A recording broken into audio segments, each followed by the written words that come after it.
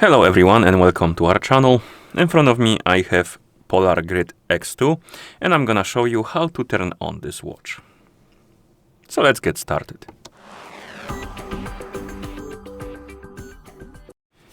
If you want to turn on your watch, you can do it in two ways. The first way is to press the middle button right here and keep holding it until you see the Polar logo on the screen. And the other way is to place it on a charger. Once you place it on a charger, it will turn on automatically. I'm just gonna use the button. So I'm gonna press and hold the button.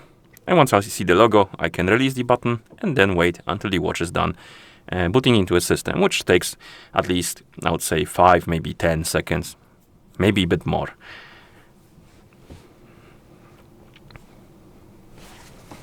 Okay, and as you can see, we're in the system now. The watch is working, and that's how you turn on this watch. Thank you for watching. If you found this video helpful, please consider subscribing to our channel and leaving a like on this video.